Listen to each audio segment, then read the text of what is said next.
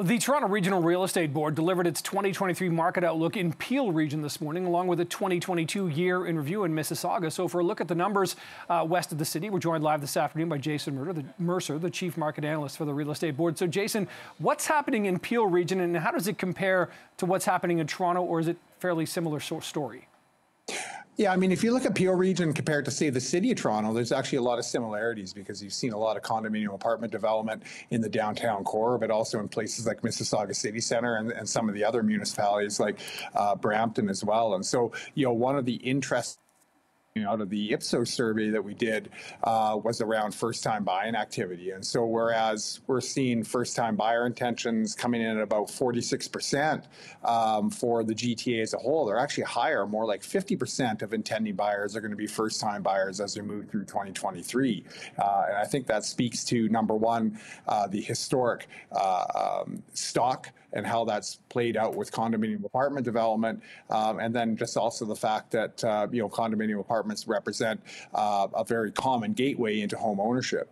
And also, Jason, what I've noticed about Peel region is that it really appears to be exploding the further north you go in the region. There's so many more developments there, so many more opportunities to get in to houses. But how is that playing in this? Because we talk so much about supply. It seems like there's a fair amount of supply in that region.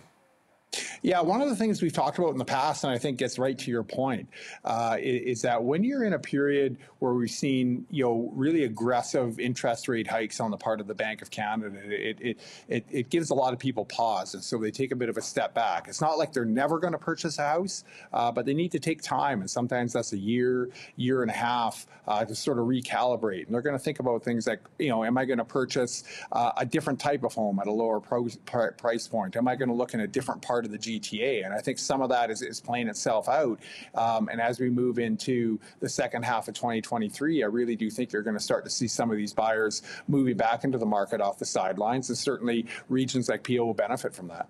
Yeah, that's interesting. So, if you're sitting in Peel region right now and you're potentially, maybe you're thinking about selling your house, we've seen what's happened with the markets. We've seen what happened with inflation today as well. When you factor in your analysis here, what is this market looking like from a seller's perspective at this point? Is this the sidelines, or is this maybe the time maybe to sort of creep back in and see what you can get? If you look at our Ipsos polling results, one of the questions we ask is, are you intending on listing your home for sale over the next year? And we've seen listing intentions edge up a little bit in comparison to a year earlier. And so I think it gets back to, our previous discussion where if you're thinking about moving back into the marketplace, the first step for a lot of households that already own a home would be you're going to list that house for sale. And so I think the fact that listing intentions have edged up a little bit sort of points to more strength in the marketplace as we move into the second half of this year. And that's interesting too, because on the buyer side, people seem to be sort of waiting on the sidelines, hoping for, a further price reduction to kind of come into effect here as well. It's a really I mean, that's always the way, but it just seems so exacerbated in this current period, doesn't it? Yeah, and I think it is a bit chicken and egg. And even before we started to see interest rate hikes, there was this issue where, if people weren't listing their homes for sale, people weren't prepared to make that jump into the marketplace, and we had really tight market conditions as a result. Now, as you move through 2023, I think you're going to have to see, a larger inventory of homes come into the marketplace so people get a better sense of what the market looks like and what the breadth of the market is. Because, you want to be able to list your home for sale and find another one that's going to meet their needs. So people need to be confident that there's going to be choice out there. Yeah, absolutely. Okay, always fascinating to talk real estate with you. Jason Mercer from the Toronto Regional Real Estate Board, Chief Market Analyst. Thanks for the time. I'm sure we'll chat soon. You're very welcome. Talk soon.